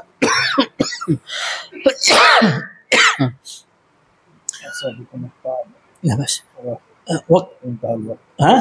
انتهى تقريبا، انتهى الوقت. الساعة 11 ونصف. الساعة 12. الوقت الساعة 12. الساعة ثانية عشر. ناخذ شوية. ثانية عشر بداية الحفلة النهائية. لا لكن بين فسحة. لو يسير. نعم. نصف ساعة. نعم. والمعراج حق، وقد أسري بالنبي صلى الله عليه وسلم وعرج بشخصه في اليقظة إلى السماء ثم إلى حيث ما شاء الله عز وجل. المعراج شيء والإسراء شيء آخر. أما المعراج فهو عروجه عليه الصلاة والسلام بالبراق إلى السماء السابعة، وأما الإسراء فهو انتقاله من مكة إلى بيت المقدس. وهذا أمر وإن كنا نراه الآن يسير يعني في الإسراء، لكنه كان في السابق لا يمكن أن يتصور. فلما أخبرهم النبي صلى الله عليه وسلم بإسرائه ذهبوا إلى أبي بكر فقال: أتصدق هذا الرجل وهو يقول أنه ذهب إلى بيت المقدس ثم عاد من ليلته، ونحن نضرب أكباد الإبل إلى بيت المقدس شهرا ذهابا وشهرا إيابا؟ فقال: إني أصدقه فيما هو أكبر من ذلك وأعظم من ذلك، فسمي بذلك الصديق رضي الله عنه وأرضاه. فأسري بالنبي صلى الله عليه وسلم وعرج به إلى السماء يقظة لا مناما، بخلاف من يقول بأن الإسراء والمعراج كان مناما. ثم قال: من العلا وأكرمه الله تعالى بما شاء وأوحى إليه ما أوحى، ما كذب الفؤاد ما رأى. قال: والحوض الذي أكرم الله تعالى به غياثا للأمة، يعني أكرمه الله عز وجل، أكرم نبيه بهذا الحوض، وأكرم الأنبياء لكل نبي حوض كما قال النبي صلى الله عليه وسلم، وإنما يشرب من حوض النبي صلى الله عليه وسلم من كان على سنته، وأما من لم يكن على سنته فإنه يصرف، فيقال للنبي عليه الصلاة والسلام: إنك لا تدري ما أحدث بعدك. والشفاعة التي ادخرها الله عز وجل لهم حق كما روي في ذلك الأخبار. والشفاعة إما أن تكون شفاعة خاصة بالنبي صلى الله عليه وسلم، وإما أن تكون شفاعة عامة. فالشفاعة الخاصة للنبي صلى الله عليه وسلم هي الشفاعة العظمى التي يشفع الله أو يشفع النبي صلى الله عليه وسلم فيها لعباد الله أن يقضى فيهم يوم القيامة، حينما يترك الأنبياء كلهم الشفاعة. كل من جاءوه ليشفع فإنهم يتبرؤون من هذه الشفاعة أو يحيلون إلى من وراءهم حتى يأتون إلى النبي صلى الله عليه وسلم، فيقول النبي صلى الله عليه وسلم أنا لها، فيأتي عند العرش ويسجد ويحمد الله عز وجل بمحامد لم يفتح عليه بها من قبل، فيؤذن له في أن يشفع فيقضي الله عز وجل بين العباد. ومن الشفاعة الخاصة بالنبي صلى الله عليه وسلم الشفاعة بدخول الجنة. ومن الشفاعة أيضا الشفاعة لعمه أبي طالب أن يكون في ضحضاح من النار، لا يخرج من النار، لأن الكافر ليس له حظ في الجنة، ولكنه لما مات كافرا لكنه مات مدافعا عن النبي صلى الله عليه وسلم، فإن النبي صلى الله عليه وسلم يشفع له في أن يجعله في ضحضاح من النار، وهو أن يوضع له جمرة في أخمص قدميه يغلي بهما دماغه، نسأل الله العافية والسلامة، نسأل الله أن يدخلنا جنته وأن لا يجعلنا من أهل النار. ومن الشفاعات العامة شفاعة المؤمنين بعضهم لبعض، وشفاعة الآباء لأبنائهم ولأزواجهم والأبناء لآبائهم، وشفاعة النبي صلى الله عليه وسلم لأهل الكبائر من أمته عليه الصلاة والسلام. والمؤمنون يشفعون والصالحون يشفعون والملائكة يشفعون، والشفاعة هي إكرام من الله عز وجل للشافع، وكذلك هي رحمة من الله عز وجل المشفوع له حينما يخرجه من النار أو يعلي درجته في الجنة. وهذه شفاعات ذكرها أهل العلم هي 8 أنواع من الشفاعات، منها ما هو خاص بالنبي صلى الله عليه وسلم ومنها ما هو عام. والميثاق الذي أخذه الله تعالى من آدم صلوات الله وذريته حق، يعني أخذ عليهم العهد أن لا يعبدوا إلا الله جل وعلا.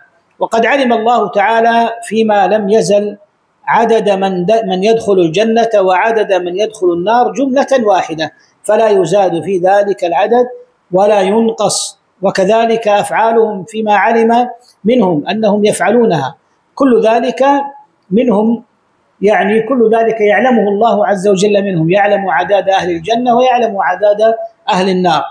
وليس سابق علم الله عز وجل موجب لنا أن نتكل عن العمل، وذلك لأمرين. الأمر الأول أن هذا السؤال سأله أصحاب النبي صلى الله عليه وسلم رسول الله، قالوا يا رسول الله ففيما العمل؟ فهنا سأل الصحابة رضي الله عنهم النبي صلى الله عليه وسلم فقال اعملوا، هذا واجب عليك، هذا واجب، اعملوا فكل ميسر لما خلق له، فقال اعملوا. إذن الأمر الأول أن النبي صلى الله عليه وسلم أمرك بالعمل مع وجود الكتابة من قبل. والأمر الثاني أن الغيب هو مغيب عنا ولا ندري ما الذي كتب لنا، وبإمكانك أن تعرف مصيرك. تعرف بماذا؟ فكل ميسر لما خلق له، وأنت لا تجد في نفسك أي جبر أن تدخل المسجد أو تدخل حانة الخمر. هل تجد في نفسك إجبار؟ هل في أحد يجبرك أن تدخل المسجد؟ لا. هل في أحد يجبرك أن تدخل حانة الخمر أو الزنا؟ لا، ما في إجبار. إذن الغيب مغيب عنا ونحن مأمورون بالعمل، والله عز وجل هو الموفق. فاسأل الله التوفيق واجتهد في العمل، فإن من علامة الخير والسعادة أن تقبل على العمل الصالح. والله عز وجل رحيم بعباده، لا يمكن أن يختم لعبد عمل صالحا ظاهرا وباطنا أن يختم له بالسوء. وأصل القدر سر الله عز وجل في خلقه، لم يطلع على ذلك ملك مقرب ولا نبي مرسل، والتعمق والنظر في ذلك ذريعة الخذلان وسلم الحرمان ودرجة الطغيان، فالحذر كل الحذر فالحذر كل الحذر من ذلك نظرا وفكرا ووسوسة، فإن الله تعالى طوى علم القدر عن أنامه ونهاهم عن مرامه، كما قال تعالى: لا يسأل عما يفعل وهم يسألون. فمن سأل لما فعل كذا فقد رد حكم الكتاب، ومن رد حكم الكتاب كان من الكافرين. فهذا جملة ما يحتاج إليه من هو منور قلبه من أولياء الله تعالى، وهي درجة الراسخين في العلم، إلى أن قال: ونؤمن باللوح والقلم وبجميع ما فيه قد رقم، يعني جميع ما فيه قد كتب، فلو اجتمع الخلق كلهم على شيء كتبه الله تعالى فيه أنه كائن ليجعلوه غير كائن لم يقدروا عليه. وهذا كما ذكرنا يعني أن الله عز وجل قدره نافذ في خلقه، وما أخطأ العبد لم يكن ليصيبه، ما أصابه لم يكن ليخطئه، وعلى العبد أن يعلم أن الله تعالى قد سبق علمه في كل كائن من خلقه، فقدر ذلك بمشيئته تقديرا محكما مبرما ليس له ناقض ولا معقب ولا مزيل ولا محيل، إلى آخر ما قال. والاعتراف بتوحيد الله عز وجل وربوبيته كما قال تعالى في كتابه: وخلق كل شيء فقدره تقديرا، وقال: وكان أمر الله قدرا مقدورا. فويل لمن صار لله في القدر خصيما، يعني يخاصم الله: لما فعلت كذا، ولم يرضى بقدر الله عز وجل، وأحضر للنظر فيه قلبا، يعني هذا كله في شدة عقاب من أنكر القدر.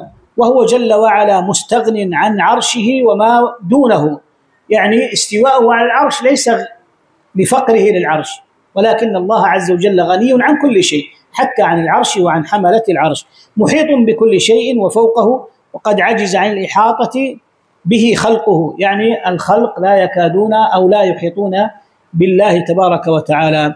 ونقول بأن الله تعالى اتخذ إبراهيم خليلا وكلم الله موسى تكليما إيمانا وتصديقا. ونؤمن بالملائكة، وهذا تكلمنا عنه، ونسمي أهل القبلة مسلمين مؤمنين ما داموا بما جاء به النبي صلى الله عليه وسلم معترفين وله بكل ما قاله وأخبر، مصدقين غير متكبرين أو منكرين. وهنا جعل الإيمان المصنف رحمه الله جعل الإيمان هو قول وتصديق فقط. قال هنا: ما داموا بما جاء به النبي صلى الله عليه وسلم معترفين وله بكل ما قاله وأخبر، مصدقين غير منكرين. ولكن الإيمان عند أهل السنة والجماعة كما ذكرنا هو قول وعمل واعتقاد. وأما قصر الإيمان على القول والاعتقاد فإن هذا ليس مذهب أهل السنة والجماعة، وإن كان مرجئة الفقهاء يقولون بأن الإيمان شرط بأن العمل شرط في الإيمان، لأن العمل شرط في الإيمان. لكن أهل السنة يقولون لا، ليس شرطا، وإنما هو جزء وشطر، لأن الله عز وجل سمى الأعمال إيمانا، فنحن نسميها بما سماها الله عز وجل به. وما كان الله ليضيع إيمانكم، يعني صلاتكم. وقال عليه الصلاة والسلام: من صام رمضان إيمانا واحتسابا، فسمى الله عز وجل الأعمال والنبي صلى الله عليه وسلم الأعمال إيمانا. ولا نجادل في القرآن، ونعلم أنه كلام ربنا تبارك وتعالى نزل به الروح الأمين، وتكلمنا عن هذا. ولا نكفر أحدا من أهل القبلة بذنب ما لم يستحله، ولا نقول لا يضر مع الإيمان ذنب لمن عمله. وهنا يقرر المصنف رحمه الله أن العمل أو أن الذنب له أثر في الإيمان. وأيضا يقرر المصنف رحمه الله أن من كان مؤمنا وشهد له بالإيمان فهو باق على إيمانه، ولا نكفره إلا إذا جاء بموجب للتكفير. وهنا يقول الشيخ يقول: بذنب ما لم يستحله، جعل سبب الكفر فقط الاستحلال، وهذا أيضا مما أخذ على المصنف، فإن الاستحلال من أنواع الكفر أو من أسباب الكفر، وكذلك الفعل الموجب للكفر كذلك هو من أسباب الكفر. فمن ترك الصلاة وإن لم يستحل تركها لكن من تركها فقد كفر، ومن سجد لغير الله أو ذبح لغير الله فقد كفر، وإن كان لم يستحل ذلك. فالكفر قد يكون بالعمل وقد يكون بالقلب، يعني بالاستحلال. قال: ونرجو للمحسنين من المؤمنين أن يعفو الله عنهم ويدخلهم الجنة برحمته، ولا نأمن عليهم ولا نشهد لهم بجنة ونستغفر لهم. يعني لا نشهد لأحد بجنة ولا نار، لا نشهد لأحد بالجنة لمجرد أنه فعل طاعة، رأيناه يصلي قلنا ما شاء الله هذا من أهل الجنة، لأننا لا ندري ما خفاياه ولا ندري بما يختم له.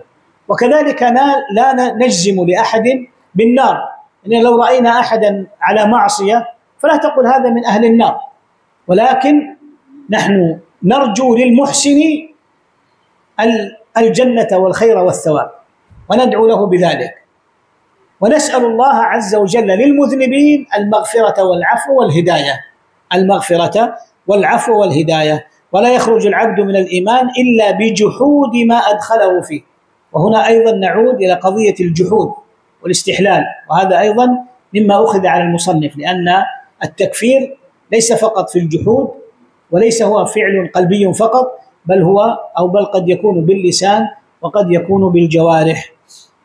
قال هنا: والإيمان هو الإقرار باللسان والتصديق بالجنان. وهذا تصريح منه بمذهب أبي حنيفة رحمه الله بأن الإيمان قول واعتقاد فقط وليس فيه عمل، وتقدم ما تكلمنا فيه، وأن جميع ما أنزل الله في القرآن وجميع ما صح عن رسول الله صلى الله عليه وسلم من الشرع وبيانه كله حق، يعني كل ما جاء في الكتاب والسنة فهو حق.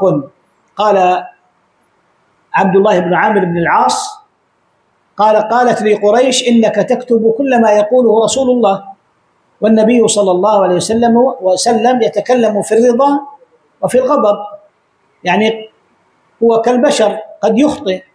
فجاء إلى النبي صلى الله عليه وسلم فسأله، فقال له النبي عليه الصلاة والسلام: اكتب، هو الذي بعثني بالحق لا يخرج من بينهما إلا حقا. اكتب، فهو الذي بعثني بالحق لا يخرج من بينهما، يعني من بين شفتيه عليه الصلاة والسلام، إلا الحق. فكتاب الله عز وجل حق لا يأتيه الباطل من بين يديه ولا من خلفه، وكذلك كلام النبي صلى الله عليه وسلم حق. قال: والإيمان واحد وأهله في أصله سواء، والتفاضل بينهم في الخشية. وهذا أيضا من الألفاظ التي أخذت على المصنف، لأن الناس يتفاضلون في إيمانهم، فمن الناس من إيمانه إيمان عظيم امتلأ قلبه إيمانا بالله عز وجل، ومن الناس من هو دون ذلك. ودليل ذلك أن النبي صلى الله عليه وسلم قال: إذا تعرض الفتن على القلوب عودا عودا، فأيما قلب أشربها نكت في قلبه نكتة سوداء، وأيما قلب أنكرها نكت في قلبه نكتة بيضاء، حتى تصير القلوب على قلبين: قلب أبيض مثل الصفا وقلب أسود. طيب، والقلوب التي فيها سواد وفيها بياض هذه درجات، فكل إيمان هو بحسب عامله، كل شخص بحسب إيمانه. منهم من يكون إيمانه قوي لأنه يرد المنكرات ولا يقبلها، ومنهم من تجده تارة يقبل وتارة يرد، تارة يقبل وتارة يرد. لا يمكن أن يكون هذا إيمانه كإيمان من رد الذنوب والمعاصي والبدع.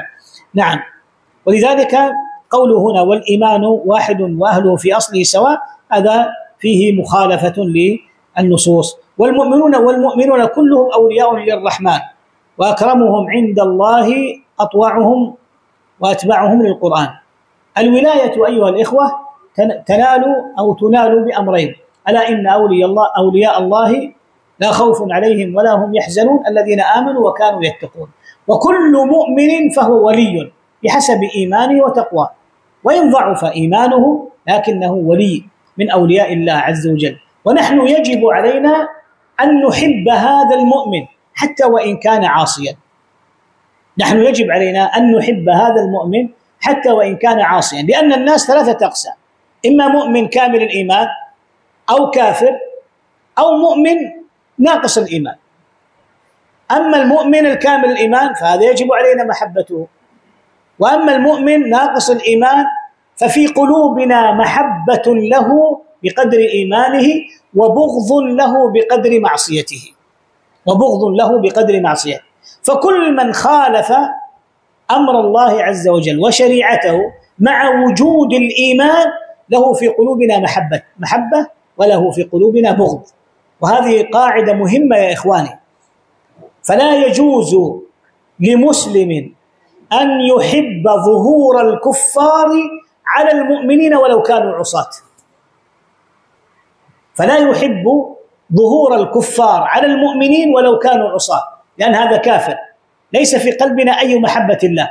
لا تجد قوما يؤمنون بالله واليوم الآخر يودون من حاد الله ورسوله.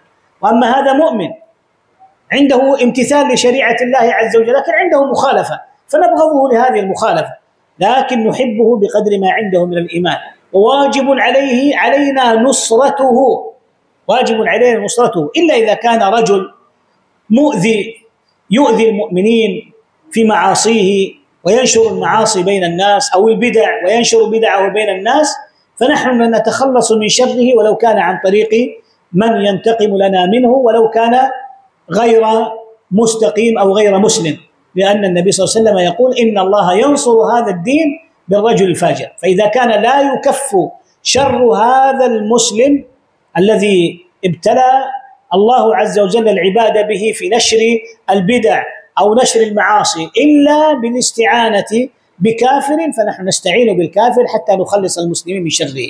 لكن في قلوبنا محبة للمؤمنين كلهم حتى لو كانوا عصاة، وفي قلوبنا بغض للمعاصي التي أو الشخص الذي عنده معصية، لكن نوازن بين هذا وهذا ولا تخلط بين الأمرين، فإنك إن فعلت ذلك فقد تخرج إلى طريقة الخوارج والعياذ بالله. ها؟ يعني 10 دقيقة للمداخلات والأسئلة. طيب، يعني هو لم يبقى شيء كثير، يعني أنتقل إلى قال ونرى الصلاة خلف كل بر وفاجر من أهل القبلة على من مات منهم، ولا ننزل أحدا منهم جنة ولا نارا، ولا نشهد عليهم بكفر ولا بشرك ولا بنفاق، ولا نرى السيف على أحد من أمة محمد صلى الله عليه وسلم إلا من وجب عليه ذلك، ولا نرى الخروج على أئمتنا وولاة أمورنا وإن جاروا أو ظلموا، ولا ندعو عليهم ولا ننزع يدا من طاعة، ولا نرى طاعتهم من طاعة الله، ونرى طاعتهم من طاعة الله واجبة ما لم يأمر بمعصية الله تبارك وتعالى، ونتبع السنة والجماعة ونجتنب الشذوذ والخلاف، يعني إلى آخر ما قال. يعني لم يبقى لنا إلا شيء يسير ذكرنا كثيرا منه في عقيدة أهل السنة والجماعة، ولا شك أن هذه العقيدة هي عقيدة عظيمة ينبغي أن نعتني بها، يعني سوى ما ذكر من الملاحظات، وقد اعتنى العلماء بذلك فنبهوا على هذه الملاحظات، لكنهم لم ينثنوا ولم ينفروا الناس وطلاب العلم عن قراءة هذه العقيدة، فإنها عقيدة عظيمة جدا. أسأل الله عز وجل أن يغفر لكاتبها وأن يغفر لنا جميعا، نسأله تبارك وتعالى أن يتقبل منا. وأقف عند هذا، وصلى الله وسلم على نبينا محمد وعلى آله وصحبه. 5 دقائق للمداخلة. شكرا للدكتور وجزاكم الله كل خير، وجعل ذلك في ميزان حسناتكم يوم القيامة. والحمد لله كانت المحاضرة محاضرة قيمة استفدنا من كلماته الطيبة. ويا أيها الإخوة، هل هناك سؤال أو مداخلات من قبلكم؟ فليتفضلوا للمداخلات 5 دقائق فقط.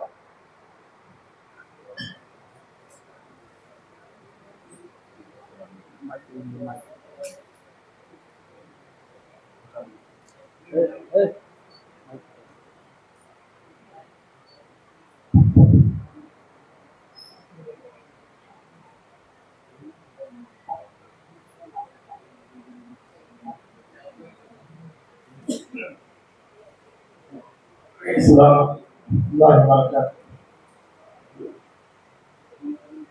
نحن إنهم ينتسبون إلى أهل السنة والجماعة. نحن نرى يكتبون مدرسة أهل السنة والجماعة، جامعة أهل السنة والجماعة، ما هي الميزة بيننا وبينهم؟ ما فهمت السؤال والله، يعيد السؤال. عيد السؤال.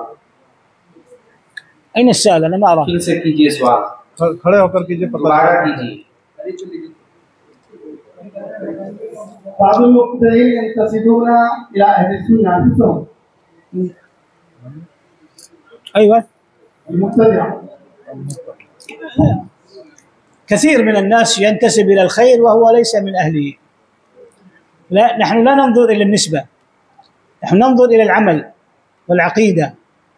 فإن كانوا على عقيدة أهل السنة والجماعة فالحمد لله على الرأس والعين، وإن كانوا مخالفون فلا تغني الأسماء عن حقائقها شيئا.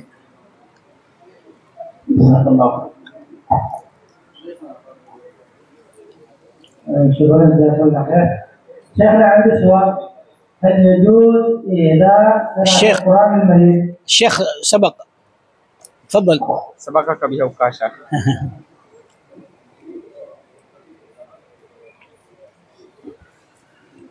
السلام عليكم ورحمة الله وبركاته.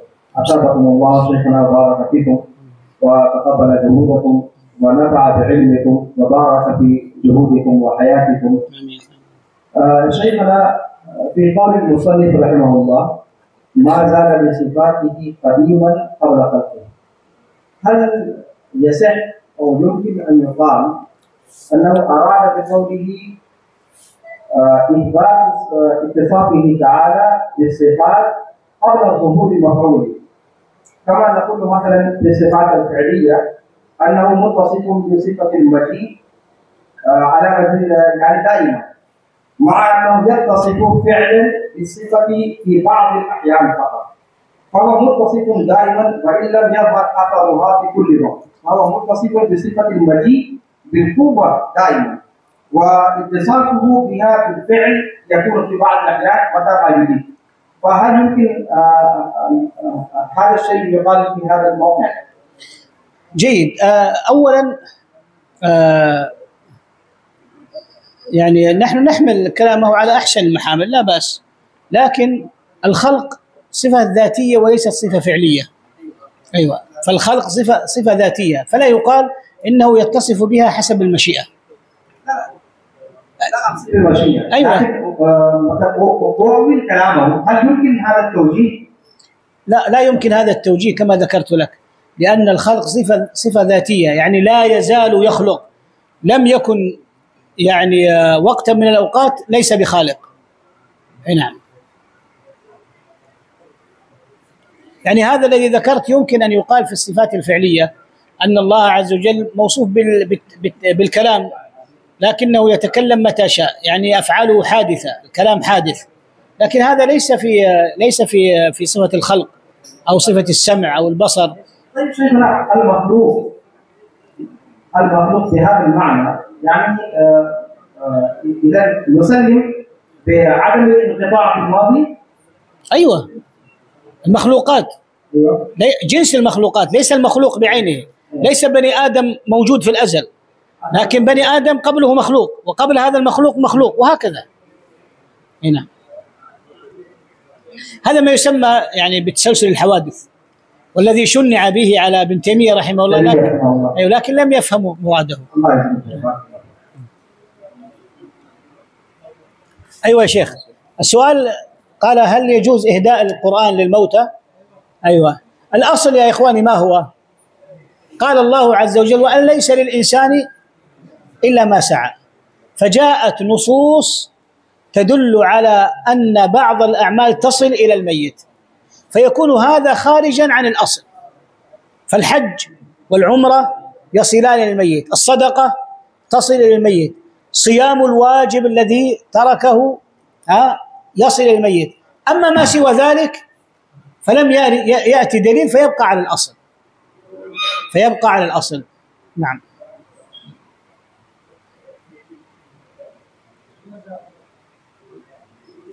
السلام عليكم ورحمة الله وبركاته. أحسن الله إليكم شيخنا.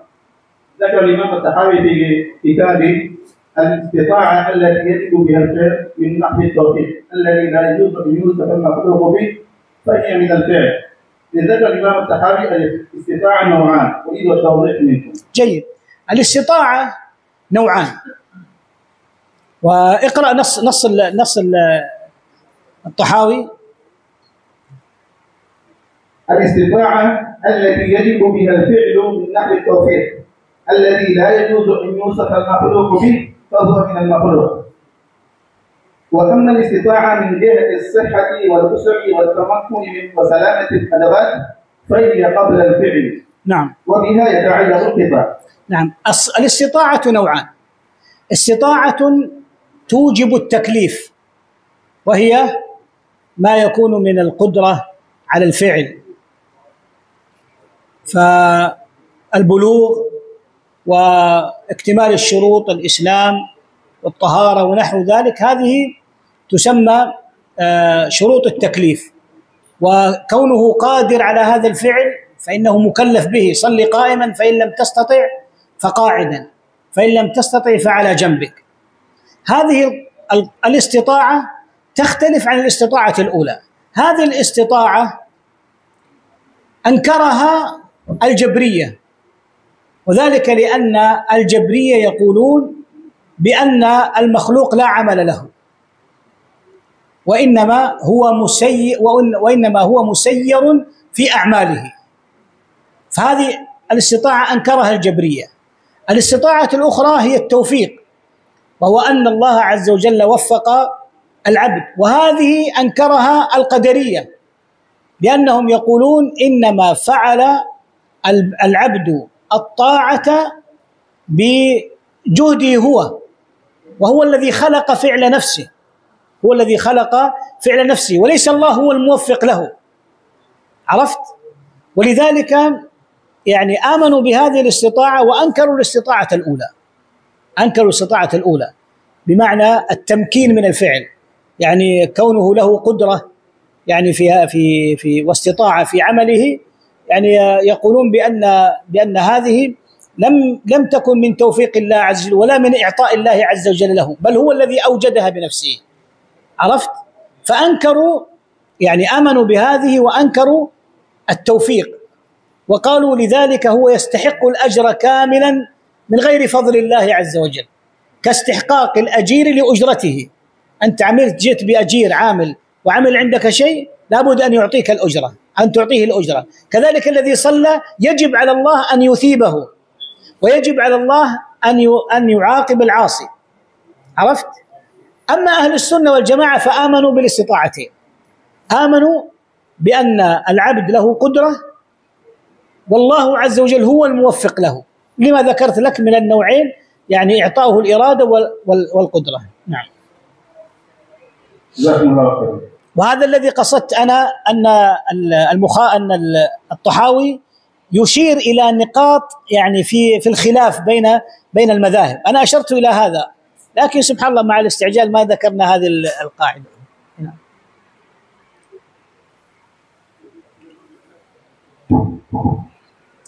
और भी किसी के पास कोई सवाल है?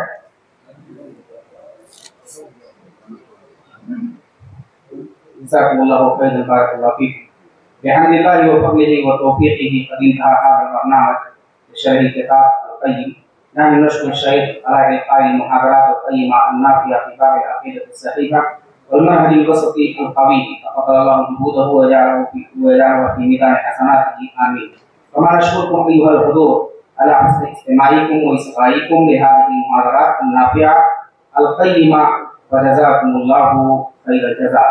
والآن سوف ننتقل إلى الجلسة الختامية، وهذه الجلسة سوف تنعقد برئاسة الشيخ شميم أحمد الندوي رئيس جامعة سراج العلوم السلفية نيبال، ويكون المقدم الشيخ قمر الدين الرياضي عضو هيئة التدريس بجامعة سراج العلوم السلفية بدولة نيبال. وأرجو الحضور حتى تقومون بإدارة الندوة وتنتهون إلى آخر المرحلة إن شاء الله. السلام عليكم ورحمة الله وبركاته.